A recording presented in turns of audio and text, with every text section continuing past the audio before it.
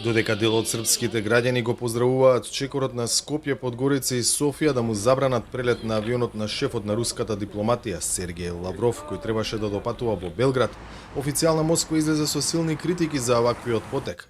Самиот Лавров од неговото министерство ситуацијата ја нарече политика на двојни стандарди и одлука без преседан. За Северна Македонија и за Црна Гора Лавров заклучи дека водат антируска политика. Но и, безусловно, ситуация показала, чего стоит членство Черногории и Северной Македонии в Североатлантическом альянсе. Се сомневам дека влезот на Северна Македонија и на Црна Гора во НАТО ја зајакна безбедноста на алијансата. Од друга страна, како алатка за задржување на Русија, како земји кои само пеат, како големите чичковци ќе им кажат, овие држави очигледно совршено се вклопија во нивните улоги. Околу нашиот одговор на оваа постапка, ние нема да преземеме нешто што дополнително ќе ги влоши работите меѓу народите. Со тоа се занимаваат нашите западни партнери.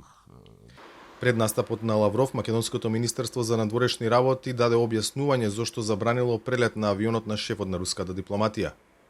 МНР го одби барањето на руската амбасада за специјално одобрение за користење на воздушниот простор за лет до Белград, поради тоа што владата веќе има донесена општа одлука за затворање на воздушниот простор на Северна Македонија за авиопревозници во сопственост на Руската Федерација, информира од министерството. И премиерот Ковачевски објасни дека станува збор за општа одлука донесена претходно, а не за конкретно решение кое за цел го има токму летот со кој Лавров требаше да пристигне во Белград. Први, ние имаме донесено одлука за забрана за прелет на руски авиопревозници преку територијата на нашата држава. Ние сме членка на НАТО, што значи дека одлуките кои што се носат во НАТО се и наши одлуки.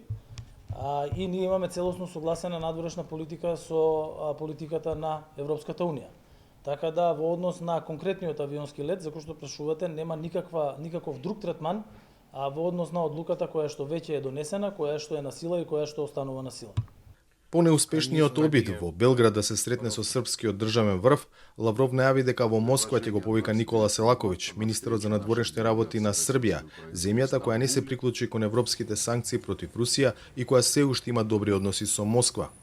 За разлика од нив, македонско-руските релации бележат надолен тренд по стартот на инвазијата врз Украина.